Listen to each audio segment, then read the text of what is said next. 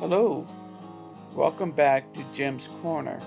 Today we're going to be talking about the great Alice in Chains and their great song, Brother, which is the opening track from their 1992 acoustic EP, Sap. I hope you like this video. If you do, like, subscribe, and let me know what you think in the comments because I really read them. So let's go. Let's do it. Hang on to your butts. When Alice in Chains broke out in the early 1990s, people thought, this is great, this is hard rock and roll. And with their song, Man in the Box, it just went out the sky rockets. Even I was like, let's do this. We got some real rock and roll, heavy metal style, Led Zeppelin style, Black Sabbath, black, alcohol. You know what I'm saying?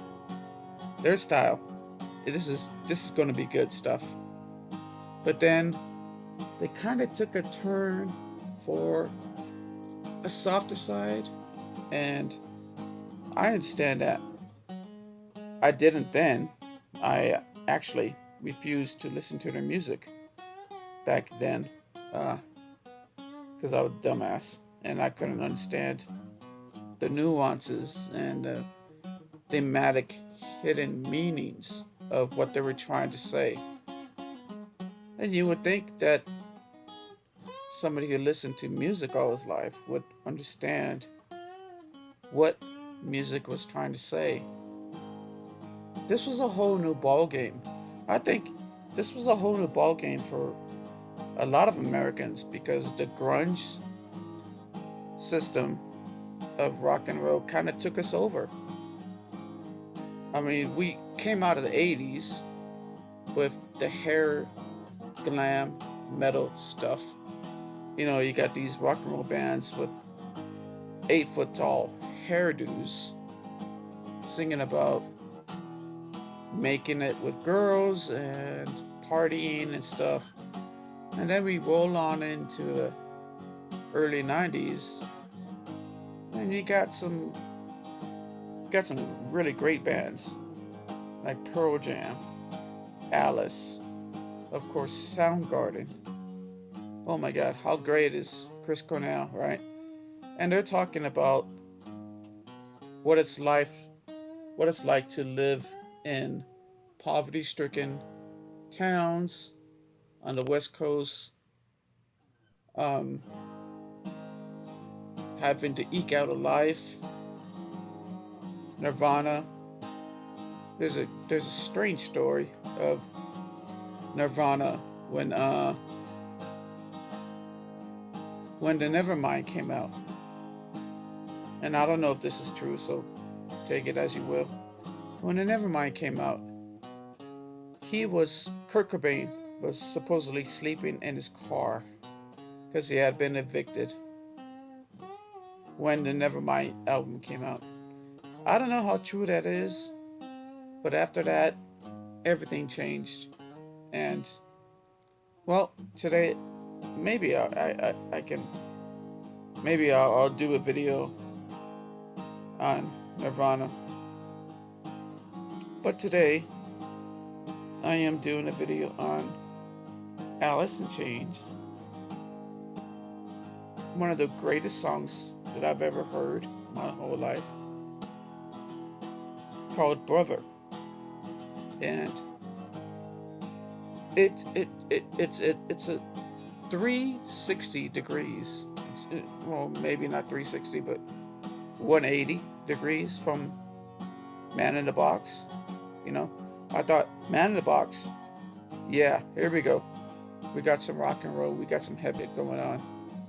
And then it came out with some harmonizing music on Sap, and it was Brother was one of them, and it rubbed me the wrong way. I ain't gonna lie, it rubbed me the wrong way, and I said, forget about it. I'm never gonna listen to them. They're phonies. Forget about it. They're just wearing, you know, they're just they're just pretenders. That's all. But as I grew older, and I'm talking about, I don't know, 5 years or so, I got back into the music because they hadn't make any music. They made like 2 albums, one EP. I mean, it's like they were saving it up for the MTV performance, which we're going to get into later. But yeah, that's what we're going to get into. We're going to get into, brother, the meaning of it, the hidden themes of it, um, the familiar ties, the family ties, and it's one of my favorite songs ever. It's one of my favorite songs to play too. So we're going to talk about the uh, the version from the unplugged version. Okay, so let's get into it. So Alice in Chains is a great rock band, and they are a rock band. They're not a grunge band. They're a rock band. They're a harmony band, and they were formed in 1987. Jerry Cantrell. You always got to have some kind of leader, like a Jimmy Page, like a John Lennon. He was the head leader. He was the vocalist and the main guitar. He had Sean Kenny, who was on drums. He had Mike Inez, who's on bass. But the original singer was called Lane Staley. And the original drummers, the original bass guitar was called Mike Starr. Now, those guys, I think we all know what happened to those guys, so let's not go into it too much because it's pretty fucking sad. But they're not here with us now. But their musical contributions cannot be disregarded. Band, and they are a rock band. They're not a grunge band. They're a rock band. They're a harmony band, and they were formed in 1987. Jerry Cantrell. You always got to have some kind of leader, like a Jimmy Page, like a John Lennon. He was the head leader. He was the vocalist and the main guitar. He had Sean Kenny, who was on drums. He had Mike Inez, who's on bass. But the original singer was called Lane Staley. And the original drummers, the original bass guitar was called Mike Starr. Now, those guys, I think we all know what happened to those guys, so let's not go into it too much because it's pretty fucking sad. But they're not here with us now.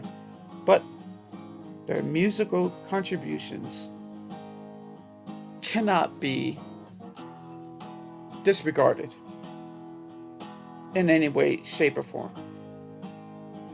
So Jerry, he wrote this song, and it explores his relationship with his younger brother David, as they were experiencing a divorce from their parents, which is really fucked up for anybody. But his younger brother didn't understand what's going on. He was the older brother. He had to explain everything, as older brothers do, as I'm told older brothers do. Anyways, this song, written by Jerry, reflects the emotional turmoil felt when David moved to live with his father while Jerry stayed with his mother. That's got to be a lot of tension right there. Right? Your younger brother moves in with one parent and you move in with another one. So this song is Jerry's way of trying to build a bridge to his younger brother in the time of separation. And this emotional journey was later immortalized when Alice in Chains did the 1996 MTV Unplugged performance, which is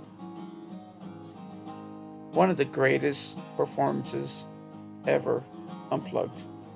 We got, I got three. Okay, I got Nirvana, 1994 unplugged, and I got Alice in Chains, and then I could throw in Pro Jam in there too as well.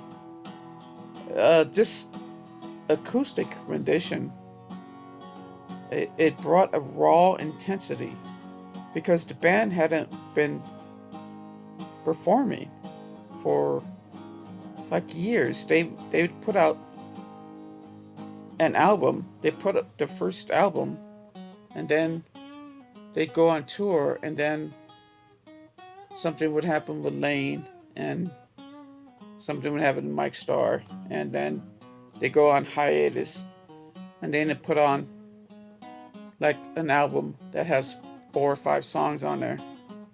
But then they never would tour with that. And it reminds me of one of the quotes that I think it was Lane or it was Jerry who said during those times that Alice in Chains had a lot of demons, which we can acute to drug abuse, alcohol abuse, emotional abuse, right? Suffered at their hands of the parents or what have you. And in the daytime, they would suffer with those demons and abuse, and at nighttime they would exorcise those demons on stage. And I think that's really, really important to learn because a lot of bands do that, but they don't come outright and say it. Yeah, they were going through a lot of drug abuse. Yeah, they're going through a lot of emotional trauma. But when they went on stage, they let it out. They just let it out. They exercised their demons. And I'm not sure where that quote comes from. I read it 1,000 years ago. But I think it applies to a lot of different groups. I'm sure it applies to Jimmy Page and Led Zeppelin, which, I've done videos on them too. So the acoustic rendition is very raw, and it's almost that unplugged version. The whole concert, it's almost hard to see. It's almost hard to see. It's almost because you're looking at guys who are struggling mental, emotional abuse that they're doing to themselves, and the drug addiction. And it's the fact that they lay it on the line in their music, in their performances, that they're infusing their personal narratives into their music, that fans are just, to this day, fucking love this group. I fucking love this group. I love Jerry. I love his acoustics. I love his sonic reverberations. I love his the way he sings.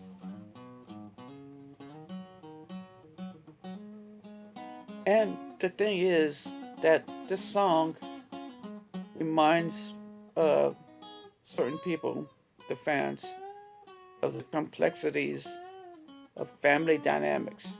Even if you're not from a home that is a divorce home, you can still. I think he was trying to say whatever garbage, whatever fucked up shit you have in your past, you can relate to the song because it's not just about the divorce, and it's just about life trauma. And I think that this is what the grunge atmosphere was all about: personal tragedy and the existential view of the world at the time, because we had just gotten out of the 80s where the whole decade was like, Russians are going to blow us up. We're going to blow up the Russians. And it was like, well, what the hell we have to live for? What the hell we have to party for? If our government's just going to fuck us up, blow us up, let's just sing and have a party and have a good time.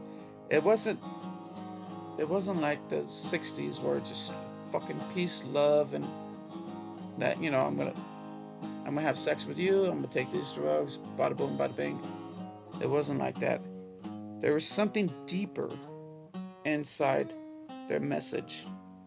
Brother speaks to themes of distance and loneliness. It captures the struggle many face in staying connected with loved ones, be it your divorced parents, your brother, your sister, your grandparents, I don't know, maybe even your best friend, you know? Yet in the midst of the sorrow, there, there lies a tinge of hope in every Alice in Chains song. And I believe in every Alice in Chains song there lies a tinge of hope, a desire to reconnect and build those family ties. This song is rooted in Jerry's relationship with his younger brother, David. But for me, I see the intimate similarities with his bond with Lane. And they were brothers. They had formed a group, they had toured together, they had partied together, they had done all kinds of things together.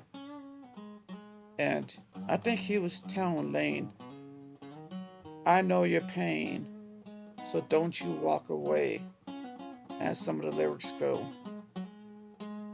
And I think that just adds a deep layer to the overall meaning.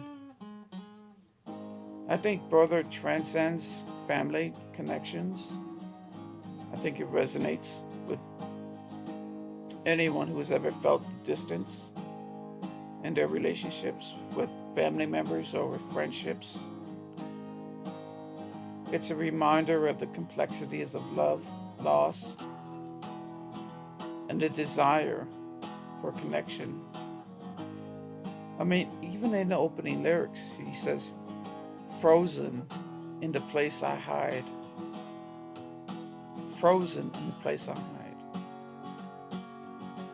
That's really heavy. Another verse goes, you were always so far away. I know that pain. I know that pain. And I won't run away like I used to do. Who has a friend like that? Who has a brother like that? That can say that. I know your pain. I know what's going on with you. But I won't run away because you need me. And I'm your brother. I'm your friend. And then he says, you were always so far away. I know the way. So don't you run away like you used to do. See, there's a dynamic here. Okay, it's not just one person given. If we are truly to be friends, families, family members, friendships, lovers, whatever. We have to give, like the old song says, give a little bit of your love to me, and I'm going to receive that love from you.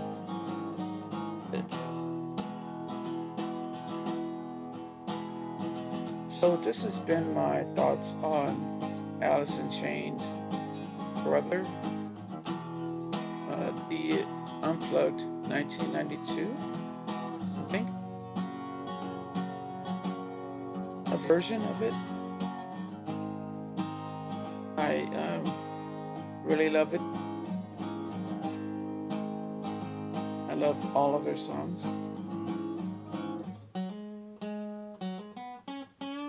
It it, it touches me personally, you know, because I have a lot of internal trauma, and it hasn't gotten out of me yet.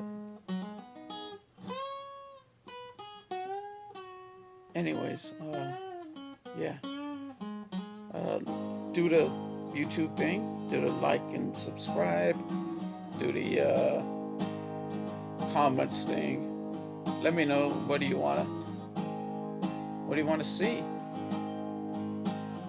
Do you agree with my assessment? Do you agree it's just a couple stoners singing some shit? Let me know what what do you want me to review in the future, because I love music, and I think everybody loves music. And I think that the best part of music is that you can get something out of it each and every single time you listen to it. And that's everybody. I think that's everybody. You can listen to the song and you can get something completely different than what I said. And that's cool. And if you did, put it in the comments. Let's go. Like and subscribe, and don't forget to check out my other videos, because yeah, nobody else is. All right. Love you guys. Bye.